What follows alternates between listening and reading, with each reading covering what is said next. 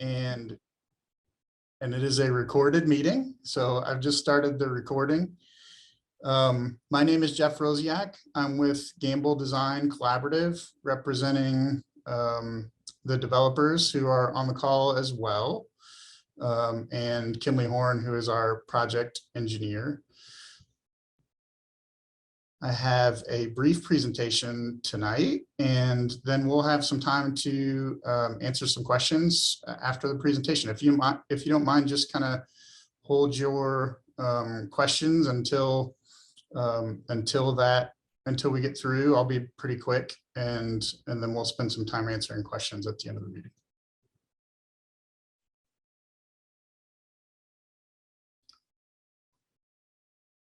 Is everybody seeing my screen, by the way? Oh, here we go. Okay. So this is the site that we are discussing tonight. It is about 23.1 acres just to the north of Long Lane, and bounded to the north by Ladd Park and to the east by Ladd Park, and to the north and west by the Baskin property. As you can see, the Ag Center is to the south on Long Lane. The Envision Franklin design concept for this site is single family residential. This is a little bit different than proposals that have come forward before that have asked for an Envision Franklin amendment. This proposed master plan is consistent with Envision Franklin and is a single family residential development. So again, here's the site, 23 acres. As I imagine most on this meeting are aware, there's the proposed Long Lane overpass that will continue Long Lane over I-65 to the west. And the master plan is for a total of 64 lots. There are 4 lot sizes proposed on the master plan, and they're designed to be consistent with the surrounding Ladd Park lots. Along Long Lane, we're proposing 80-foot wide lots, and those are alley loaded lots so that there are no driveways out to Long Lane.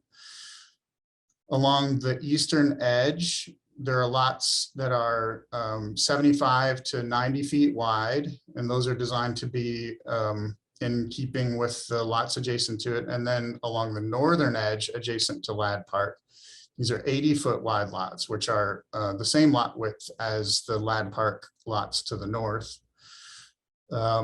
As you continue to the west, in the western part of the proposed master plan, there are 65-foot wide front loaded lots. Those are consistent with the Envision Franklin standards for front loaded lots. And then in the interior are 40-foot wide alley loaded lots. And those are all located to the center of the property and don't abut any of the adjacent development. Our stormwater management flows to the low points in the site. So you'll see those here in the northwest corner, and here, northeast corner, and here in the southwest corner. And we've designed some of our open space areas to be adjacent to and incorporating some of that stormwater management. We have a network of open spaces interior to the site, and those will be publicly accessible open spaces that folks from Ladd Park can use. And we do show a future connection to the north that would go to the Baskin property. We do have one requested modification of standards, and that is to remove what would be a connection to the west. And the reason that we are requesting that is twofold. There's steep slopes through this area that would be difficult to navigate. And we have a large area of tree preservation over on the western side of the property that we intend to keep. And wouldn't want to impact that with the road through to the west. The property to the west is the same property as to the north. So we are providing access to, as I mentioned, the Baskin property to the north.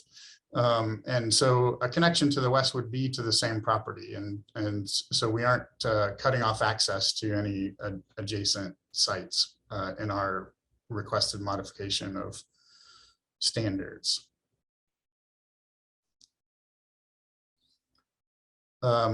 We have three of the four proposed architecture types are shown in their conceptual character on our plan submittal, or our presentation that's going to be submitted here next week.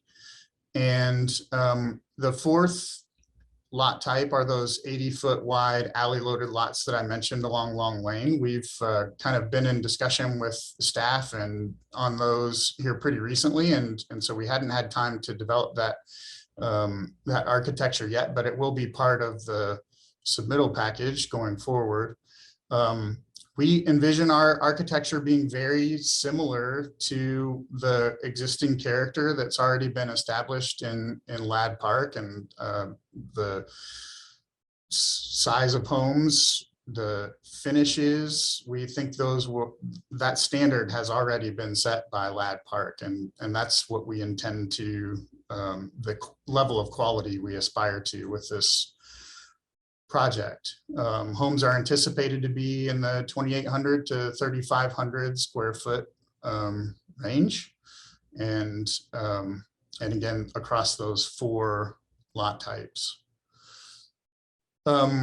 As I mentioned, we have an upcoming initial submittal for the project, and if it continues forward on the anticipated schedule, we would be at the Planning Commission for a public hearing, a public meeting on August 25th. I know that's pretty brief, but it's quite a bit simpler than projects that have come before. And so I'll open it up for questions that y'all may have. I think you can hit the space bar or unmute yourself. And I'll also try to monitor the chat if anybody is posting questions there, but I'm happy to answer questions.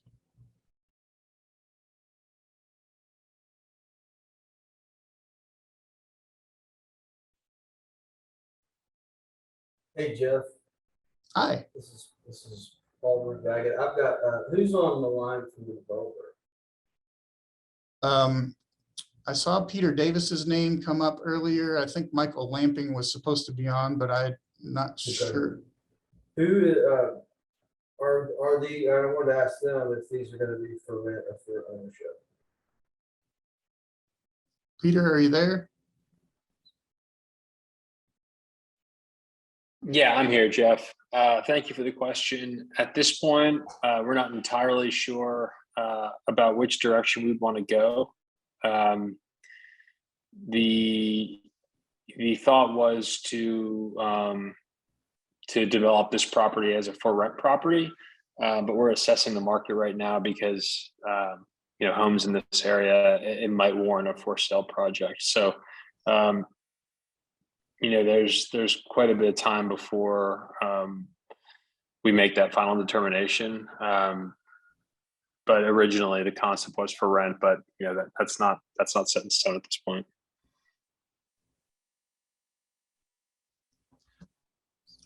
When you mentioned that you're considering a for rent property, does that mean that the property is owned and managed by Elmington, and they manage the green space and the care and maintenance of the place? Right. So when we build a for rent community, we professionally manage it ourselves. So there's a dedicated maintenance person, there's a dedicated community manager. So everything from the green space, the landscaping, if the gutters are full and need to be cleaned out, trash pickup, everything is managed and manicured at a very, very high level.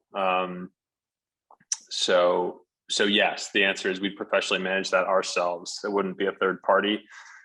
It'd be Elmington Property Management. Where might we, do you have any properties in the area that, you know, kind of reflect your gold standard and perhaps something that you had put in a brochure that you'd want us to go look at? Yeah, absolutely. We have a townhome development in Franklin that we're very, very proud of. It's fully developed and would be a perfect example of the quality of what we build. I can get the exact address here and provide that to you all. That's probably the most convenient one for this group.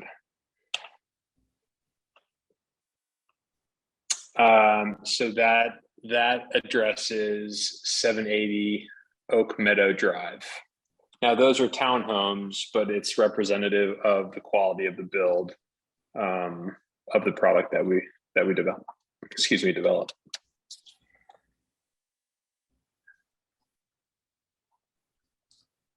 So, and I just wanted to emphasize too, you know,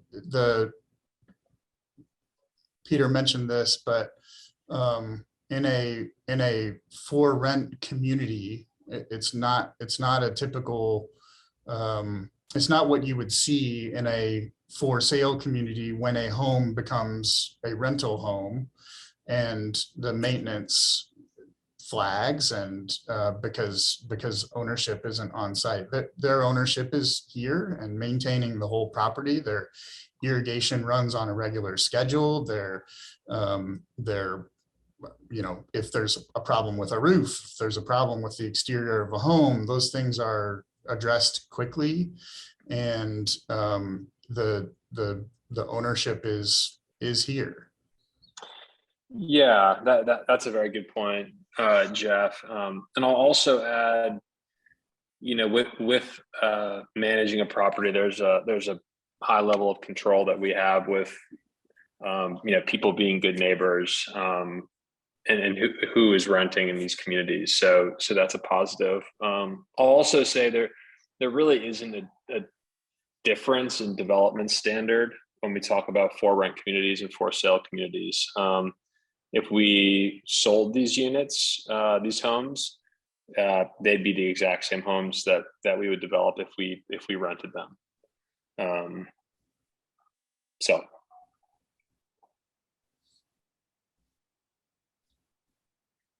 Any other questions? Yeah, I have a question. This is Chris and Catherine Lamson. We live on Circuit Road next to Donna Sassano, and we're very concerned about that tree line that runs along the northern border of this proposed development. Are you planning on keeping that tree line in existence or removing it?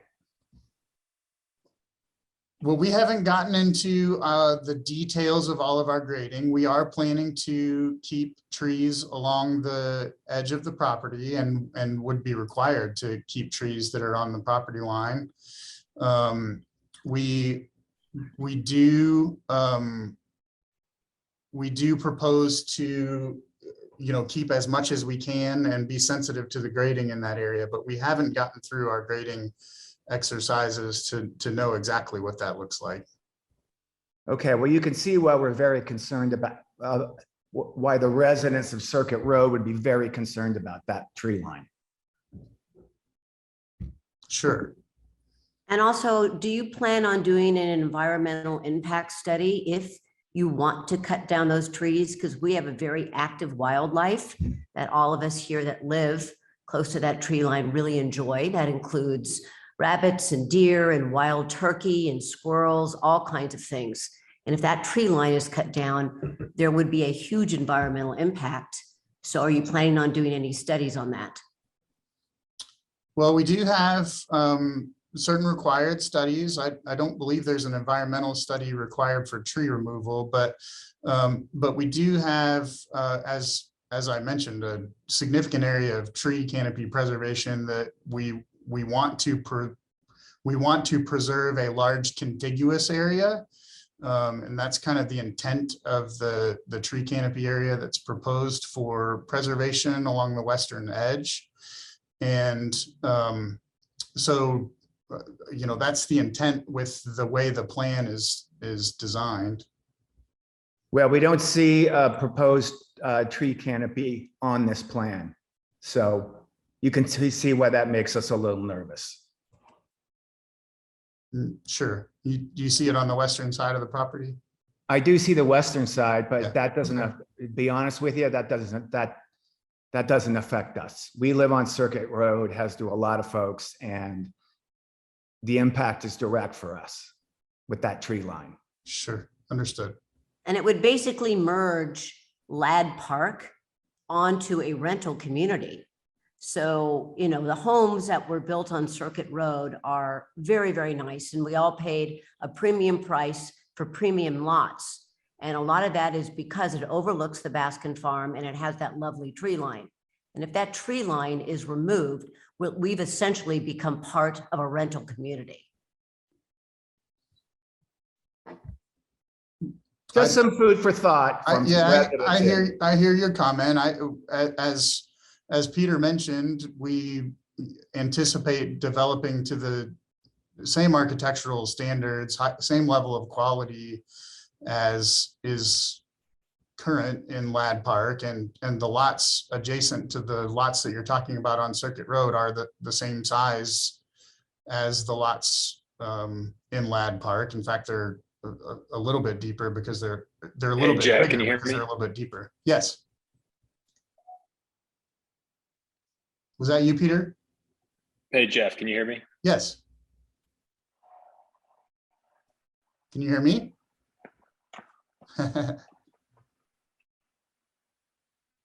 Are we having some technical difficulties?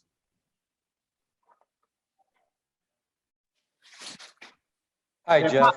Mhm. Hi, Jeff. Matt Thiel. Can you hear me? I can hear you. Can you hear me? I sure can. Okay, Thank you. great. I just figured I'd take advantage of the break in it. The only question I have is I'm seeing in the top right corner of this, it looks like that's going to be a retention pond. Uh-huh. So my house is directly below it, pretty much directly below it. Given that the retention pond is uphill, you can understand my concern. I'm just curious how you're planning for the drainage from that, or how you're planning to work any flooding concerns, things like that. I'd like a couple details there. Yeah, sure. So that's the low point of our site, and where all the stormwater drainage is going right now today.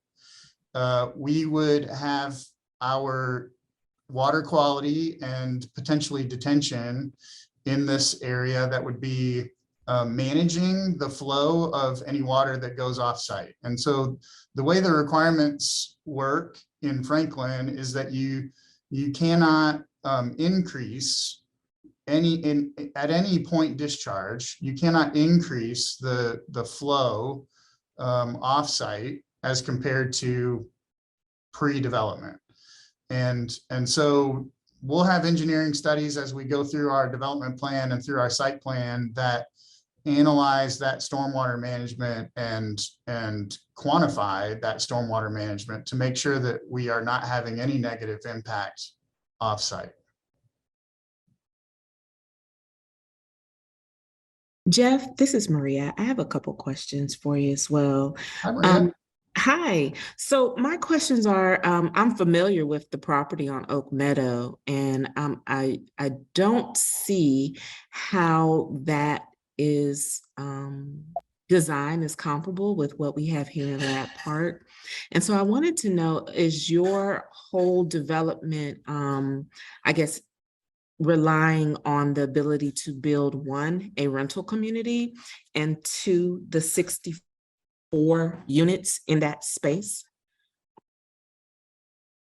I might ask you to clarify that, but the other development that was mentioned is a townhome community. So the architecture probably is going to feel quite a bit different. And, but I think that purpose of mentioning that property was just to talk about kind of the execution of the architecture and the level of quality of the architecture, even though a single family house feels different than townhomes, certainly. I guess I wasn't sure, maybe clarify your question about the number of homes.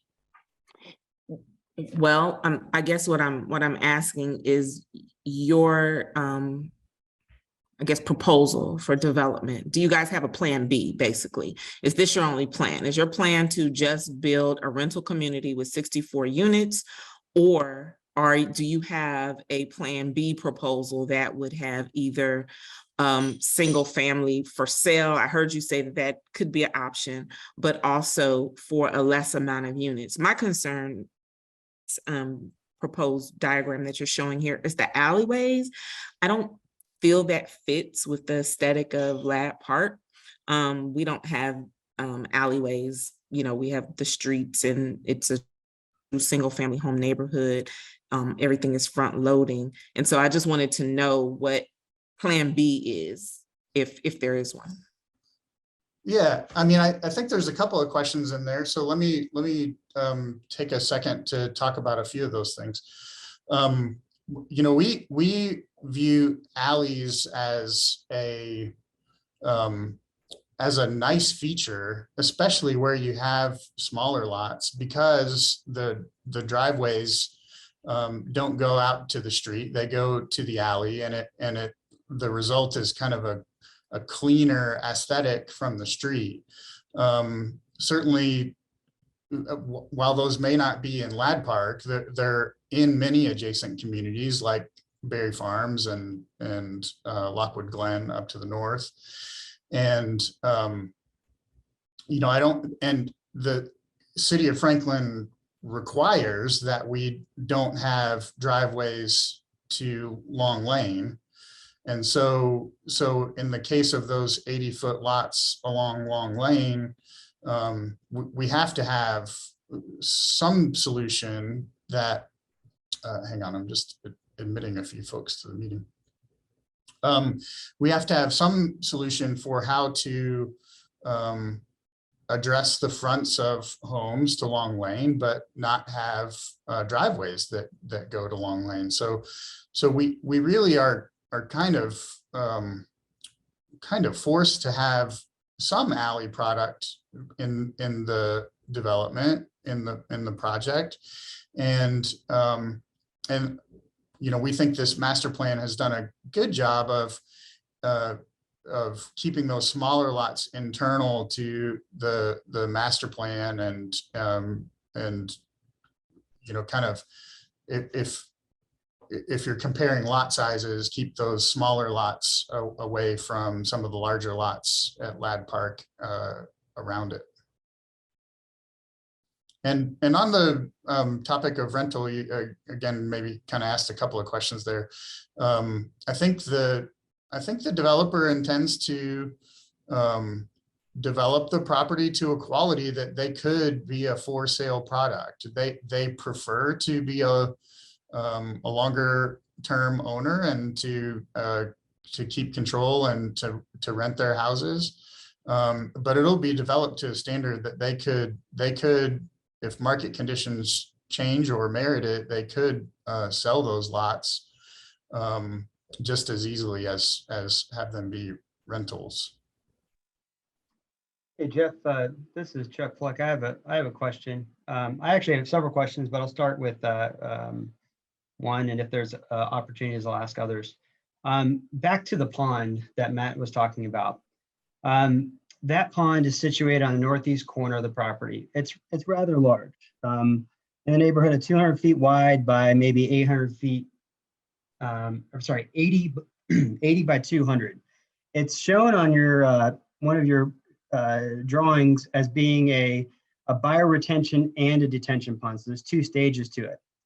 The unique thing about this pond is that it's uphill, directly uphill of 2 residential lots, maybe actually 3 residential lots. And in our neighborhood, we have a common practice that those ponds, they overflow actually when we have big heavy rains. And they're designed to hold a specific capacity of water. And they have outlet structures that drain the water to the Harpeth via the tributaries such as the creeks and stuff throughout the area and other man-made stormwater structures. On your plan, which I know is very preliminary, you don't show an outlet structure. So what happens when that pond overflows? Where does that water go? And I have a follow-up question after that. Well, there is more detailed engineering to be done, but as I mentioned, this is where the water goes right now today. And so in the process of going through our development plan and site plan submittals, and as we develop our more detailed engineering plans, we'll show and quantify exactly how much stormwater is going to this area and what was going to this area before. And again, we aren't allowed to increase that offsite flow. And so the calculations will be there to kind of show the way that this bioretention and detention area works. So we have a pond similar in our neighborhood. It's on the roundabout of Alfred Ladd and Truman. It was originally designed, it is a detention pond. It's grass. It's got it used to have originally a pipe tee on it that functioned as like the drain into the drain structure. But what happened is that somebody, which was the developer, thought that a trash stream would be better there. And because of that change, that pond actually fills up and never drains properly. So it's not the outflow, the rate of water coming out of it is not proper. And that's been like that for about 6 years. So when that happens, and that pond specifically overflows the berm on a regular basis whenever it fills up with water. So you have to understand why people would be concerned that this will overflow. Okay, it's not think about other developments that we've talked about before where there are concerns about flooding and stuff, right? It will happen, and this pond will fill up. Where does it go? Does it go onto the lots below it? Well, Where does the water flow out of this pond to get to the Harpeth? How does that happen? It's going to follow the existing drainage pattern, right where the water goes now. So then, does that mean it'll breach the berm and then flow over the grass into the houses that are currently being built without residents on them right now, that have no say in what happens there? So I mean, I guess there's no floodplain on this property. There's not an area that floods where water backs up.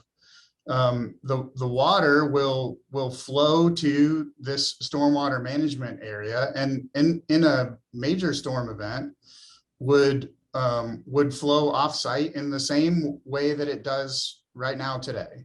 It's going to follow that same topography. We're not grading into any of the adjacent lots unless there's some sort of an easement required to do that. Yeah, so that's, I guess I'm not sure how to answer your question. There's not a flood zone here. So when the water does go over the top of the berm of the pond, when it fills to capacity and it's not draining properly, and water is now breaching that, it's just going to sheet over the berm. Is that correct? I don't have the engineering calculations, and our team engineer isn't on the call. I don't have the engineering calculations in front of me to answer that in detail. Okay. As I mentioned, we are at the beginning stages of our development plan, and we'll be at Planning Commission for a public meeting if we continue forward. So I would suggest just stay tuned, and as we have more detailed information, we're happy to share it. Okay. All right. I'll ask some questions later about setbacks and improvements along lane and other things. I'll give other people a chance to ask questions. Okay, thanks. Sure. Hey, it's Mike Blair. I do have a question for you pertaining to leases. Do you short-term lease? What is the shortest term lease that will be offered? And do you offer Airbnb use in these properties? Thanks. Hey, Jack, can you hear me? Yes.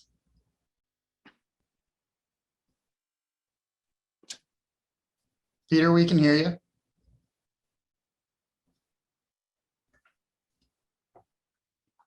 Hey, did you not get my Hey, Jeff, question? can you hear me? Yeah, I think the developer is maybe having some trouble hearing us. I'd like to let him answer that question for you, but hang on one second. Let me just see if I can see what's going on.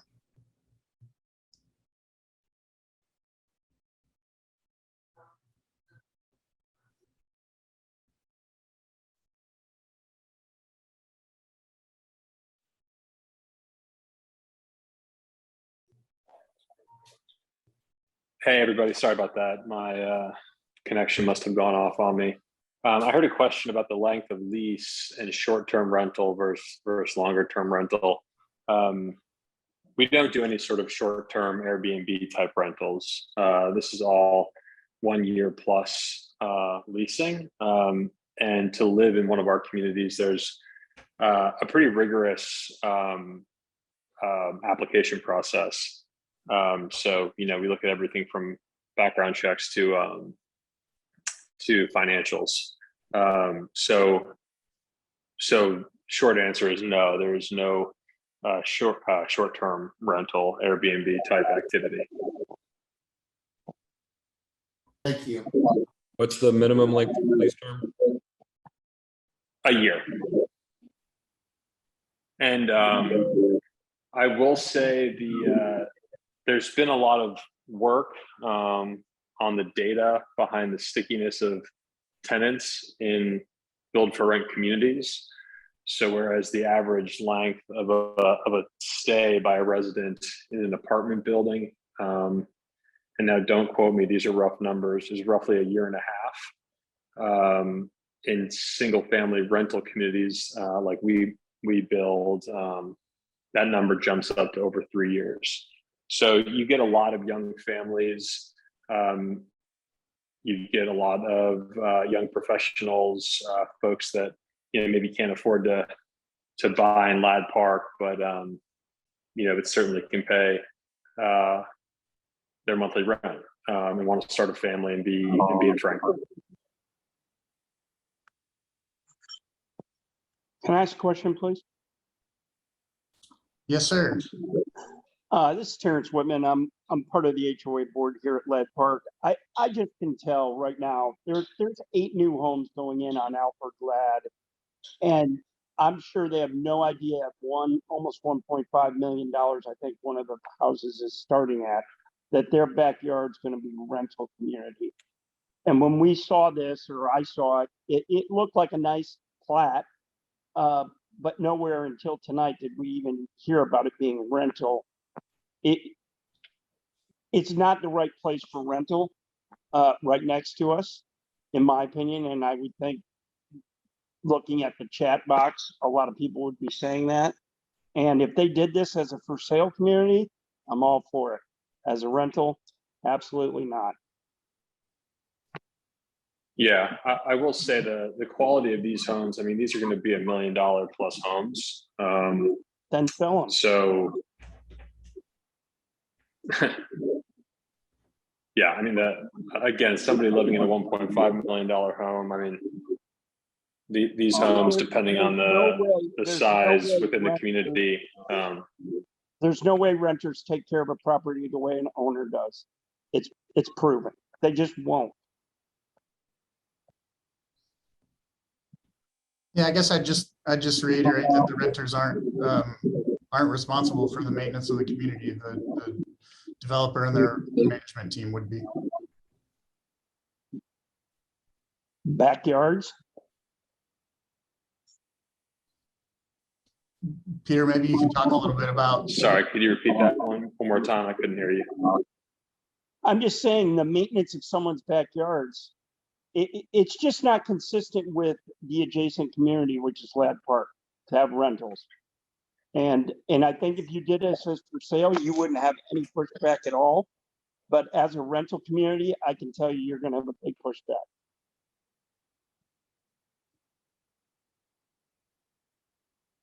We're 14. Yeah, I will say that, you You're know, gonna get a lot of the pushback. I'm quality, just telling you. the quality is very, very high. The state in which we keep our communities is pretty impressive from a landscaping perspective, from a home upkeep perspective. I mean, these communities really do sparkle, and it's up to us, the professionals, to do it. You know, I'd argue that if anything, a professionally managed community could look better because it takes the burden off, you know, each and every individual person and that owns a home and their preferences. So, you know, backing up to a home in this community, even if it's for rent,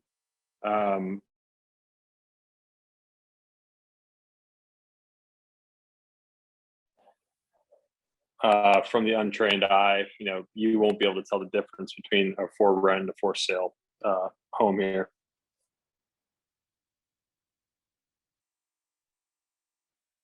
In Lad Park, you had mentioned that you expect these to be $1.5 million houses. With that said, what is the plan at this point? You've got to have some estimates of what your monthly rents will be for these properties, from smallest to largest. Yeah, I mean, these are preliminary numbers. I would say the rents will be in the mid 4,000s a month.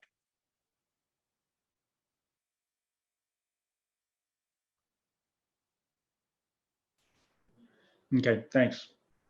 And I guess a follow-up question is, rentals, you know, you've got townhomes, a little different, right? You're talking about single family homes here. Do you see the, you know, the rentals being able to be fulfilled at a starting, I think you said starting or average $4,000 a month? Do you think those properties can be rented out at that level?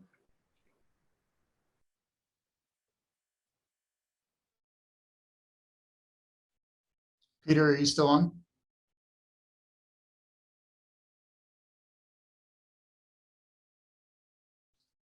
He may be having technical difficulties again, but I think I could answer for him and say, yeah, that their research so far and support of, you know, kind of those rents are that it would rent at those rates. Jeff, I'm sorry, I keep getting booted off the call. Is the question around the ability to rent homes at that level? Yes. Yeah, other than a Yeah. gut feel, have there, you know, where are these studies coming from? What evidence are you showing that? Homes in the Franklin market, and you know, data points in the Franklin market that lead us to believe that we can rent these homes pretty easily for rents in the 4,000s. Okay, thanks. Jeff, on Long Lane, when the refuge was being discussed and the plan development was being put together and presented to BOMA, Greg Gamble recognized the importance of an 80-foot setback because of the rural character of Long Lane. And since then, this development has come forth, and your same group, same actually company, proposing a 20-foot setback. How does that align with the rural character that you established with that 80-foot setback for the refuge? And why did you choose 20-foot setback to Long Lane? Well, Envision Franklin requires us to match the character of surrounding development. The surrounding development to this property is Ladd Park. And so the character that we are picking up on and have discussed with staff is similar lot sizes and similar setbacks to those found in Ladd Park. And that's what's proposed here. So to follow up to that, the only setback that is equal to that is the very first house on Alfred Ladd Road. And as many of you may recall, that this section 42 was not part of the original development plan 1. It was brought in later in the game. It wasn't even platted until maybe a year ago. And with that, the setbacks, the original plan that was presented in 2017 actually had open space there, which would allow for a much larger setback to that first house. But, these sorts of things like in this case, that section, that wasn't discussed in a public meeting. It wasn't announced. It wasn't, told to anyone that this would be a 20-foot setback. If you don't like that, you need to come speak your voice. It happened almost, I wouldn't say fly by night, but it happened with only the professionals that knew anything about it were, that decision was made, right? That first house gained a 20-foot setback to Long Lane. And we as the homeowners had no choice about that because one, we really weren't made aware of it publicly and given the opportunity for public input. And two, the person that owned the property had the right to develop it because it was part of our planned community. So we don't really like the idea of that 20-foot setback, and we think of that as an anomaly. Love to preserve the character of Long Lane, and for years, I see that Doug is on the call. We've been maintaining that property, the frontage of that. We've actually been cutting and taking care of the fence to make sure it had a good, nice aesthetic look to marry with the Baskin property when all the other farms that are down Long Lane that have the same 4-horse black fencing that line that road and make that rural character. Unfortunately, we do not have any sort of Envision Franklin sort of character overlay for this road requiring the same setback as established by the existing houses, farms, and the other communities on here. But we'd love it if you could consider modifying your setback to match that of the rest of Long Lane, the majority of Long Lane, and even establish that 80-foot setback that Greg Gamble and your company agreed that was important for the Refuge Center to ensure that it matched well with the rest of the surroundings. I'd also just add, and your point is well taken, but I'd also add that, as we're getting close to I-65, I think the character of Long Lane and the extension over I-65, I think the character is changing. This is probably, given the lots that are approved on Alfred Ladd, kind of an appropriate transition as we get closer to 65, and it has the Ag Center across the street that are fairly large, massive buildings. And so I hear what you're saying, and your point is well taken, but I do think we're trying to take some of the cues from what's approved and being developed around it.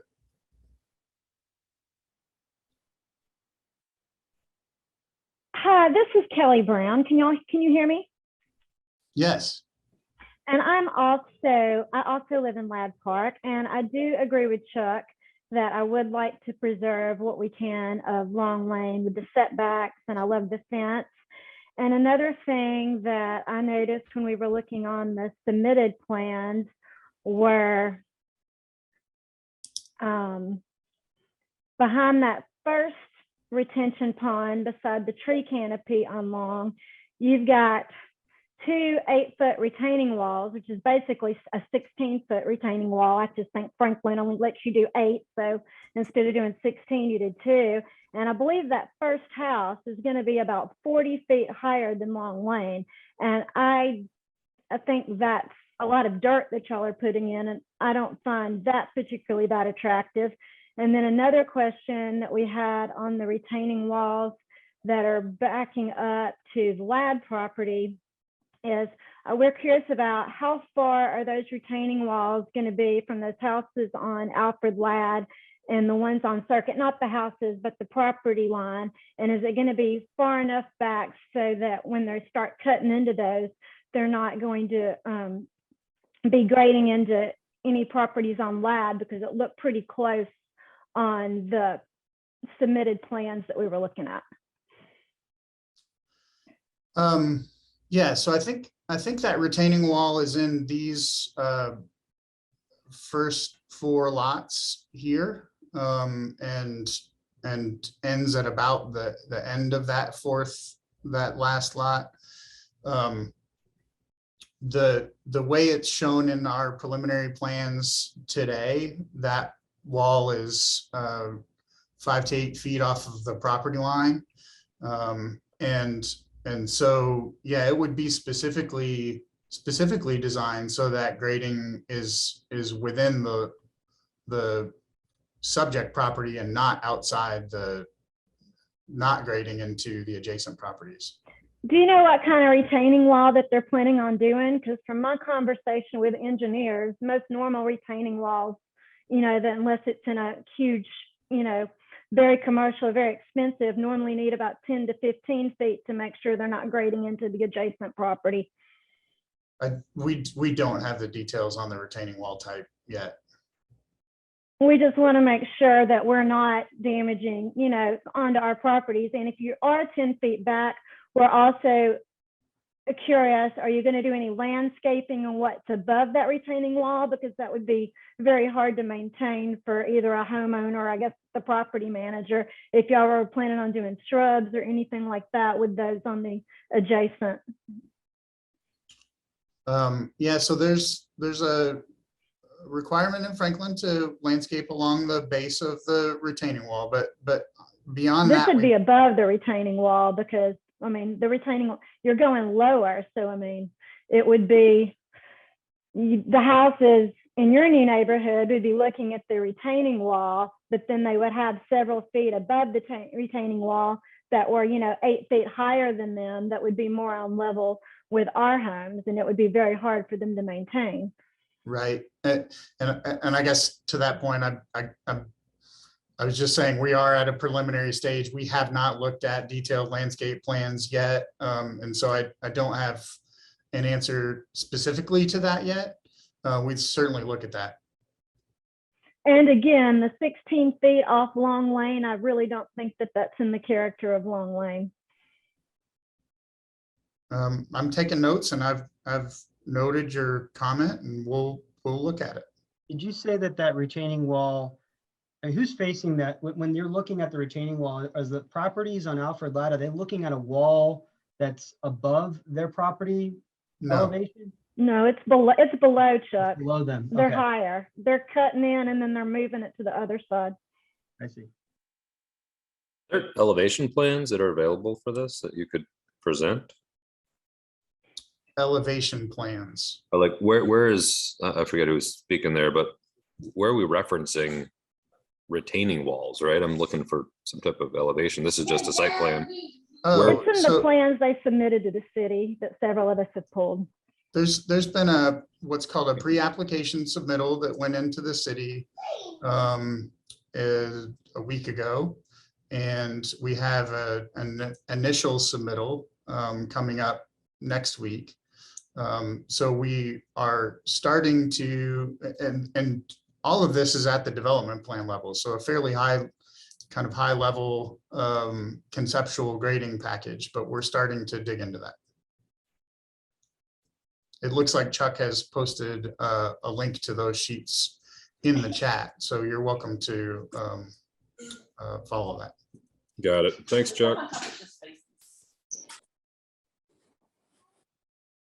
And I stepped away for a second, but did someone answer Chad's question about? Hey, can you hear me?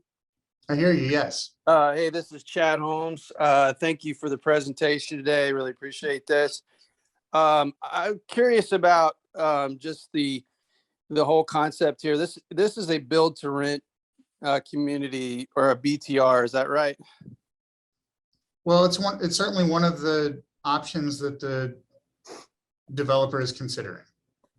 So as he's considering that, one of our concerns with build to rent communities is they are very, very much known for, getting in as investors and holding on to the property for about 5 to 9 years. And once the 5 to 9 year mark runs and they need maintenance, they need painting, they need like air conditioning and, all the things that come with maintenance, roofs and things like that, that a lot of times they'll flip the properties at a cheaper rate or a discount. And at which point, if that happened with 64 homes, it could have a real detrimental effect on property values at Ladd Park. So I'm curious, is Ellington prepared to hold on to those properties longer? Do they have a different plan in mind? Or is that kind of the route that they're going down?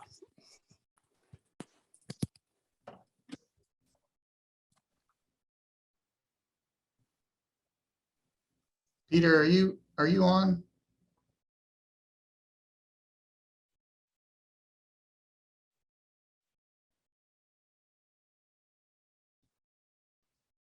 Looks like you might be muted, Peter. Can you hear me? Yeah, I can hear you now. Did you hear the question? So the question was around deferred maintenance, and when maintenance issues come up, then BTR developers typically sell properties. Is that right? Yeah, it's a known thing. 5 to 9 years is kind of the point at which they like to flip the properties because there's not as much money in them at that point. And it's just known with BTRs around here, around Tennessee. So I'm just curious. Jeff, did I get that question right? Yeah, that's it. Can you hear Chad? Peter? His question was, he stated, can you hear me, Peter?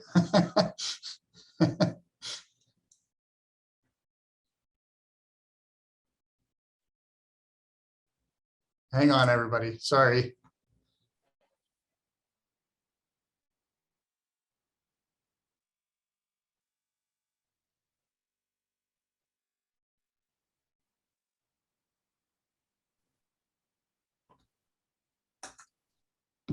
Peter, are you there?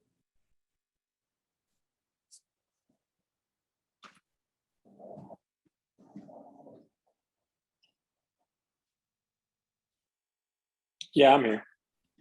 Did you hear the question?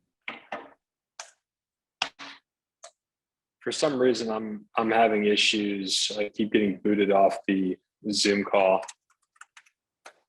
Okay. Did you hear the question?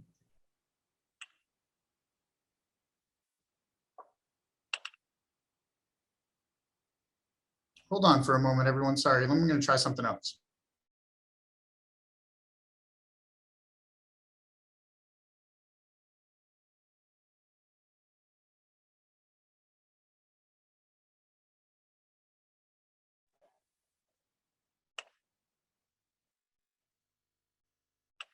Hold on.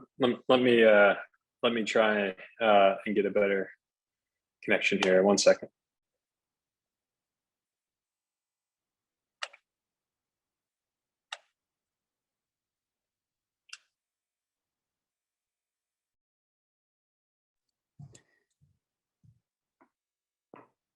Hey, in the meantime, are there any other BTR communities that Ellington has done in the past that we might be able to get a list to check out? Yeah, I'm so sorry, guys. I'll let Peter kind of address questions about their other projects. He did mention the one on Oak Meadow and Franklin that is local, but it's a townhome community, so looks a little different than this one would, but is a local example of townhome for rent community. How long have they held on to that community, or when did they build that community, and how long have they held on to it? I'll have to let Peter answer some of those specific questions. Thank you. Sure. And Are there some other questions I can answer in the meantime while we're getting Peter reconnected here? yeah, if they've ever sold a community too, right? if they've 100% held all the communities they've ever built. Yeah, sure. That's a question for their team as well. I've got a question about the Baskin Farm property. Since Okay. there's a road that's now on this plot leading into the Baskin Farm property, are you purchasing the Baskin Farm property? What's the status of that? No, hang on one second though. I have Peter calling in. Let me see if I can connect him in. Hang on.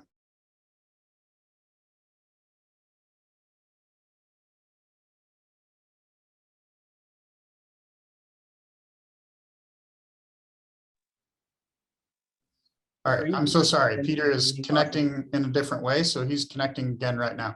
The way the city of Franklin's development codes work, you are required to provide access to adjacent undeveloped properties.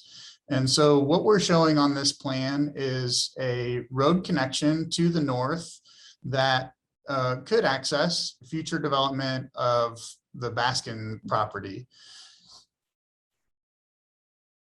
We are not proposing any development on that site. Hey, Jeff, I'm back on. Okay. Did that answer your question? And if not, if it does, then we'll circle back to the Well, other questions. Since Peter's on, let's just go with him. Okay, so Peter, I'm not sure if you were getting the questions while you were kind of having some difficulty there. They were just asking about Elmington and their kind of ownership style, and I think you heard the comment about a tendency to flip rental communities after a period of a few years.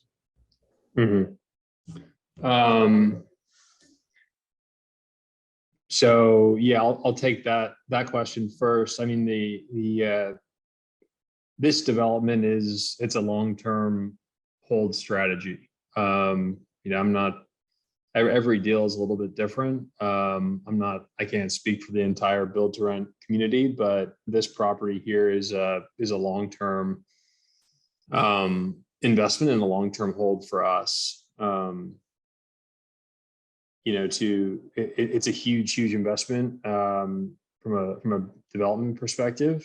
And just because homes have regular maintenance and wear and tear, that's not a reason to us to sell a property.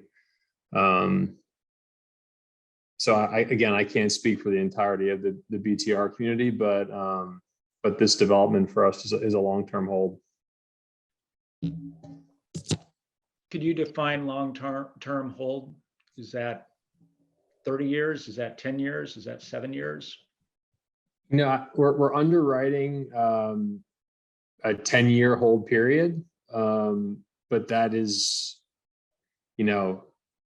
it's hard to forecast the economic world 2 months from now, let alone 10 years, 30 years from now.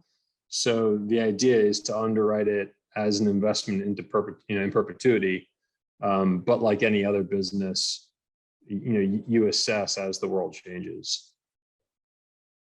I wish I could tell, I wish I could tell you what the world would be like in 30 years, but. Right, I understand. And you can understand our concern because things do change. And of course, when you have to dump a portfolio with short notice because of economic downturn, and we've seen it before, sure, that causes a lot of angst. Right.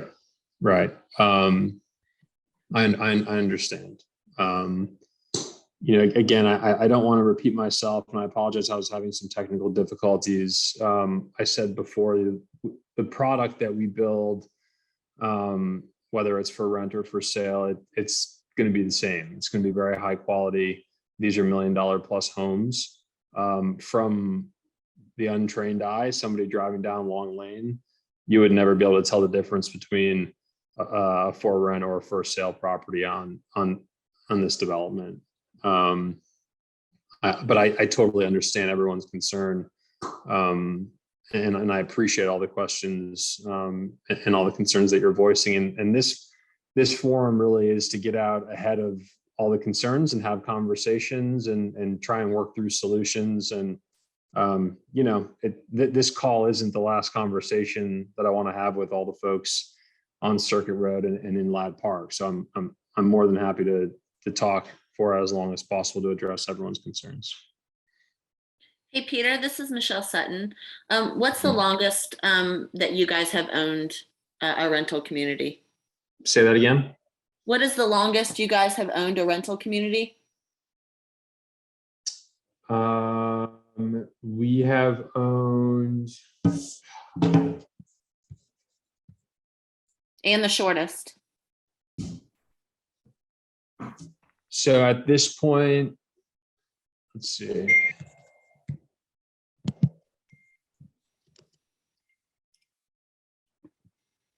We've sold a few properties upon completion.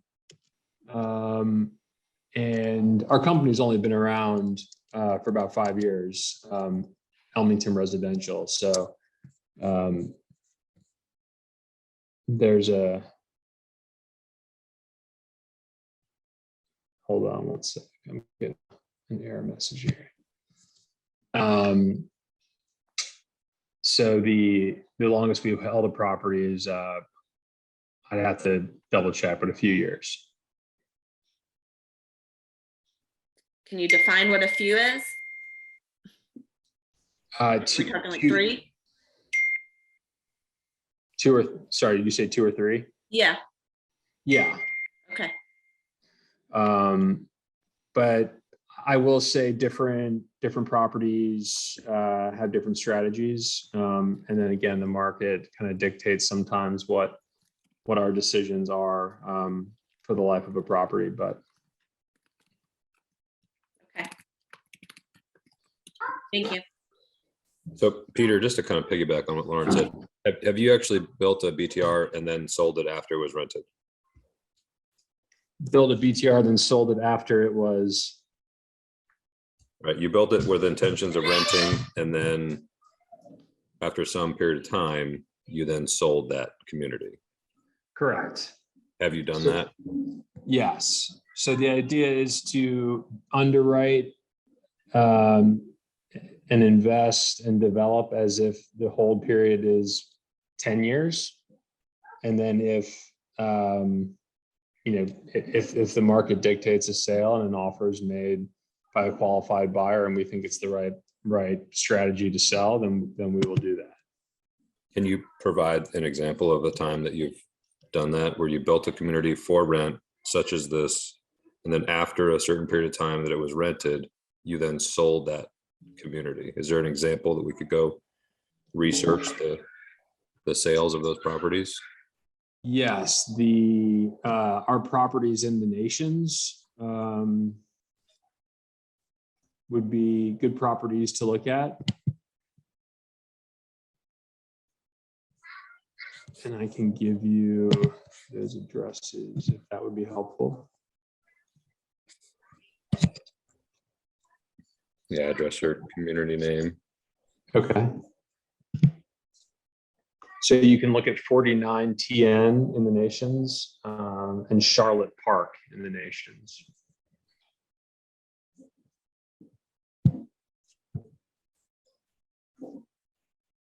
Cool. Thank you. I know everybody's concerned about rentals. I mean, if you, I guess just pulling the audience here, if you like the idea of living next to a rental community or not, you can speak your mind in the chat. I wanted to ask a question about the grading. There is a significant amount of grading. The top of this area is about 808 feet or so above sea level. And it looks like the grading shows about less than 800. It's in the neighborhood of 780 feet to 785 feet being graded out, that top area. So is there any possibility that you'll have to blast through rock in order to move that much dirt and grade this area out? Yeah, I mean, it's in Middle Tennessee, there is sometimes rock, and sometimes blasting is required for grading in rocky areas. We like to recommend that, blasting is regulated at the state level. Any blasting contractors have to be certified at the state level, and they're heavily insured in case there's ever any sort of an issue related to blasting on site. And so we encourage folks to keep record of home conditions and take photos and supply them to their insurance agencies just in case there's any sort of an issue. But those industries are heavily regulated. One of the most heavily regulated construction trades, and that is at the state level. This is Maria. I have another question, if I may. Yes. And I want to thank you for giving us the examples of the properties you've had before, and whomever put the link of the developer in there. My question is about this concept. It appears to be very different from the other concepts of developments you've had before, whether they're built to rent or what have you. Have you ever done a built to rent with this, on this scale, and for this level or quality of home before?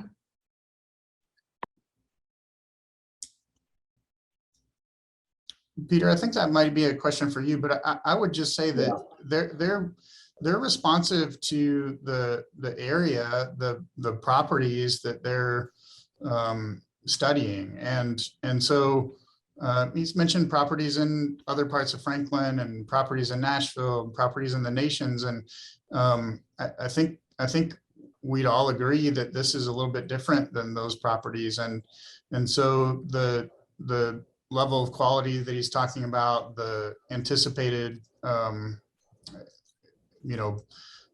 price, whether that's rental or for sale. And Jeff, I can jump in here. This is not your typical build for rent community. Both in the price range, the quality of the homes. I mean, it's very rare that build for rent communities are $1 million+ homes. But Franklin is a special place, and this is a special circumstance, and we've got a lot of confidence in this market. So as Elmington Residential in the last 5 years, have we built something of this quality? No, I would say there are very few rental communities in the Southeast that are going to be of this quality. Does our construction management team have experience developing high quality homes? Yes. Thank you for that. I guess my question is there any concept that has been done like this before that we can look at to see the success of that you know of, either by you or someone else? I mean, nothing that we've done to date will look like this. I'm trying to think of a development that I could point you to.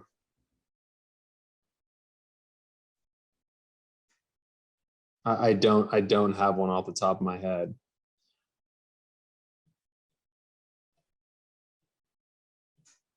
Thank you. A quick question. Do you guys, at Ladd Park, we have on-site property management with Gartner. And curious, are you guys planning on also having some sort of an on-site property manager that's going to, hold up some standard, some kind of, codes, covenants, restrictions, keeping their, garbage concealed, keeping things maintained and mowed and all that kind of stuff? Do you guys have any plans for that? Yeah. As I said, on-site community manager, dedicated maintenance person. There will be an HOA, which we Elmington will be the presidents of. We have HOAs with strict guidelines at all our communities. So, I urge you to go look at some of our other communities, and the quality of management is pretty apparent, I think. Guys, I've tried to give a little extra time for, because we started a few minutes late and Peter was having some difficulties, but we'll probably wrap up here in just a few minutes. What other questions do we have? I'm looking through the chat. I think we've captured most of the questions in there. What other questions do you all have? I'll also add to Jeff, just as far as our history goes, Elmington Residential is a relatively young company. Elmington as a whole is a much older company, and Elmington Property Management is a top 50 property manager in the nation. So they manage 35,000 plus units across the country. So it's not. There is a lot of experience there, and it helps us a great deal in creating pristine communities and keeping them up.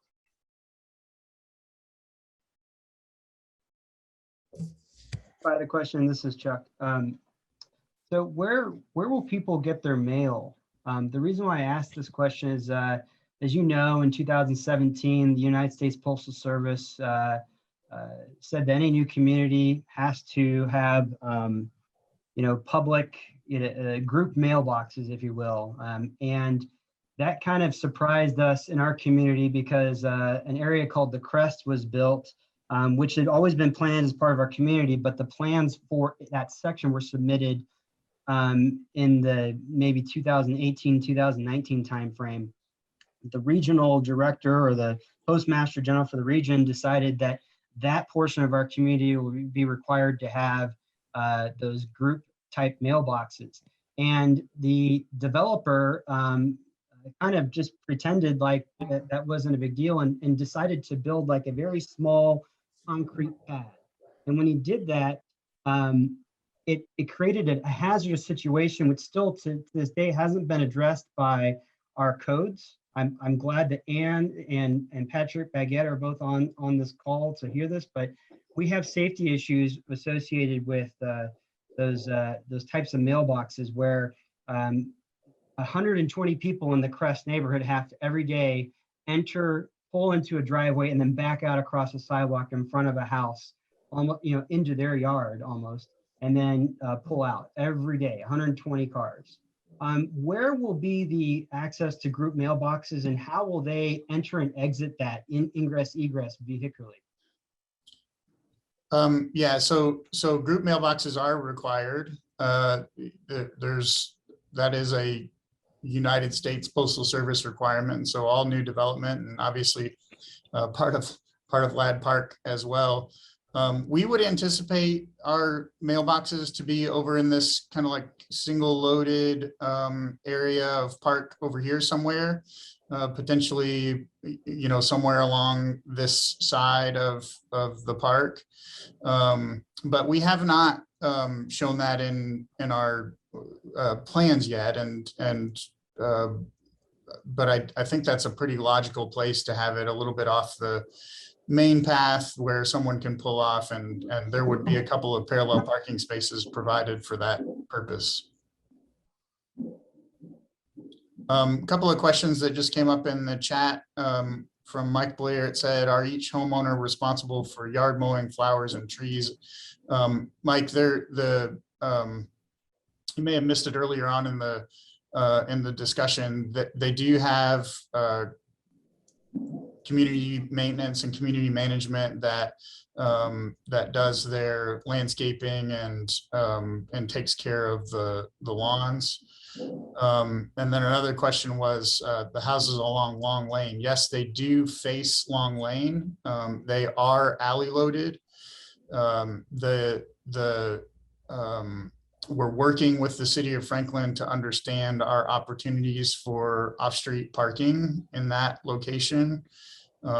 In some locations where there are collector roads, they've not permitted that, but we'd like to have on-street parking as a kind of a safe pull-off if we can, and we're working with staff to determine that.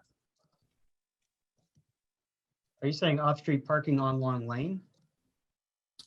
Or- If we're working with the staff to determine if we can do that.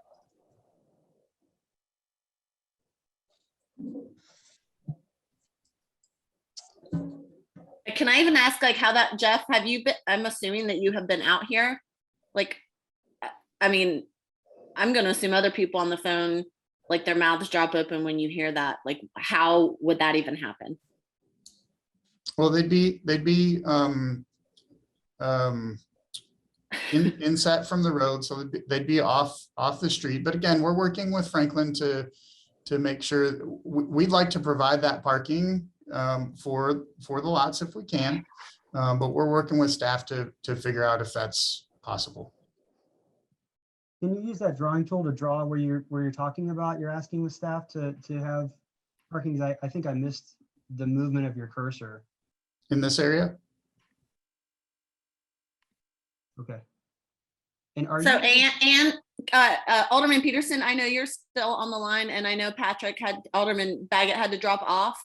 I would just ask that you pay really close attention to that, because for me personally, that's really concerning and a huge safety concern for me. Turning off of Alfred Ladd every day like I do onto Long Lane and having almost head-on collisions, I feel like daily, that's just a very big safety concern to me.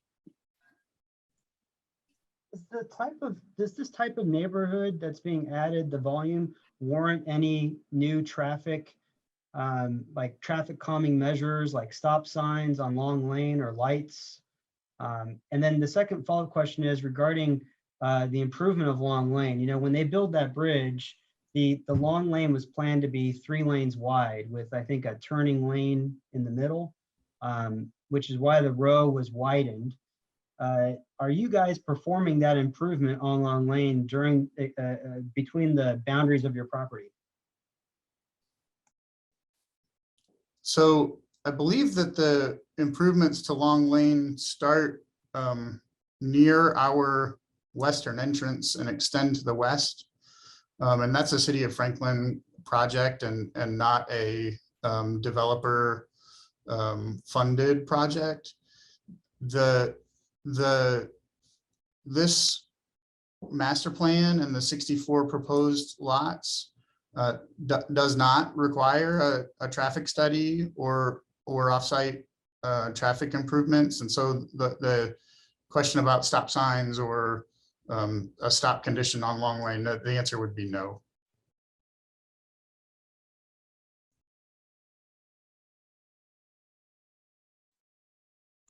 Will there be a sidewalk in front of this neighborhood? Yes. On Long Lane? Okay. So in order to have the width of the road be 3 lanes wide, plus the sidewalk, plus your proposed parking spaces, will you even be able to accomplish those lots on the south side as you show them? Yeah, there's right-of-way dedication that's required as you know, for the future improvement of Long Lane, and we're providing that.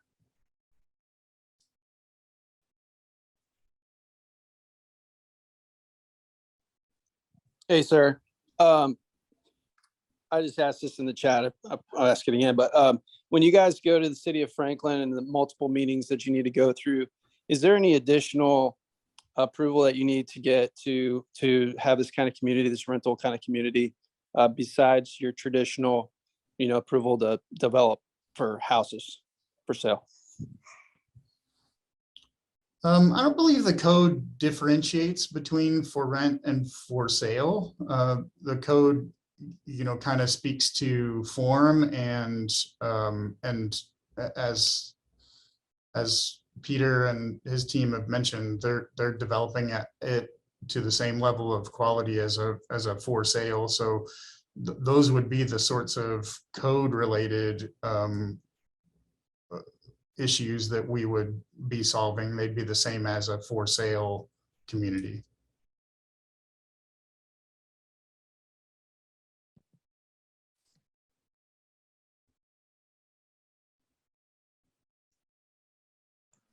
Jeff, the trees that you show right here are just, are they actual representative of planned tree planting along Long Lane? No, we haven't gotten to our detailed landscape plans yet. This is really just kind of an illustrative master plan that's shown on the screen. The reason why I asked is just because when we pull up on Alfred Ladd, we're coming uphill, right? And when we look to the left, we are taking a chance when we turn right that, you know, cars aren't going really fast over that hill. And if they do, you know, we're starting off pretty slow. And so there's always a chance of being hit from behind.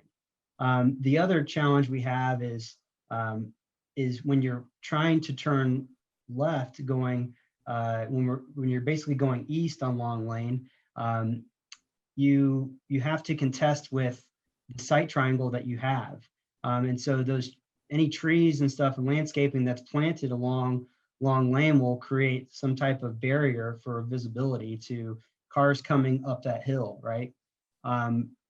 So in an effort to provide some type of greenery and some type of landscaping, it's gonna have to be safe from a vehicular traffic standpoint. I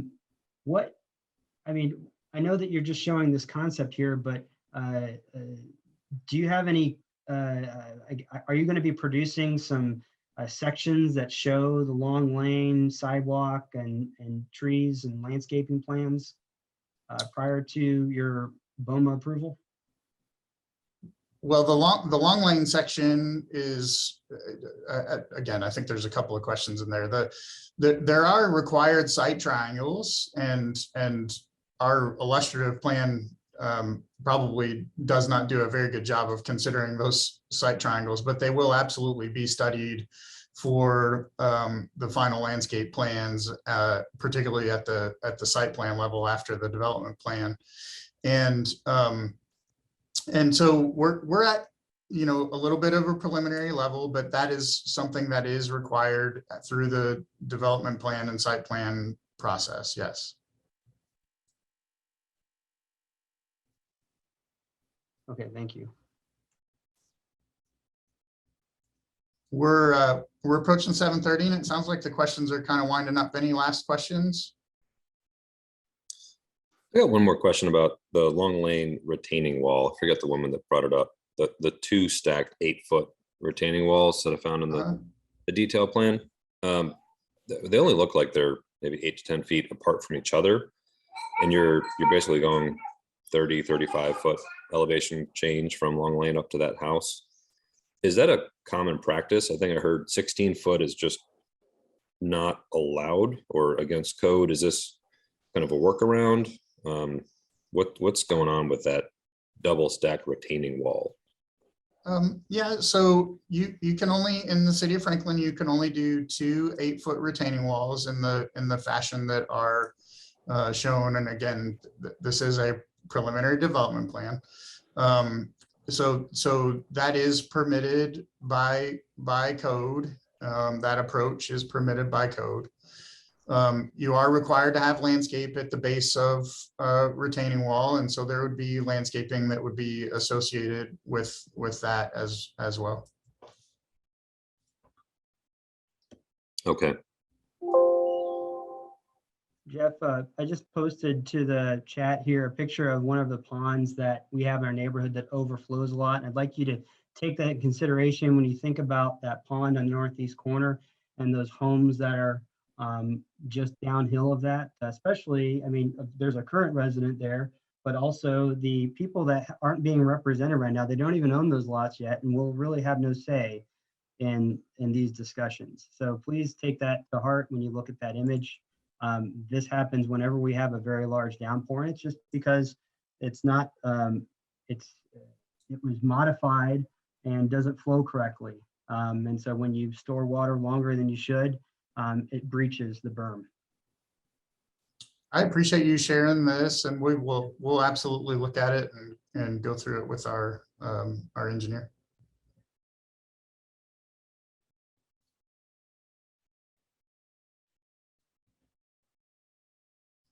Okay, well, thank you everyone for your time and for your comments.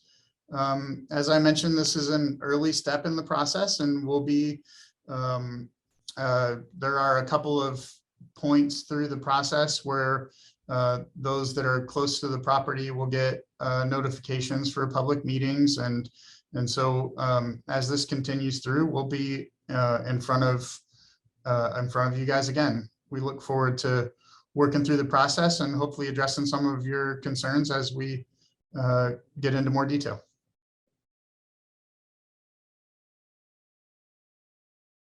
Thank you everyone for your time. Yeah, thank you very much for your time. Appreciate it. Thank you.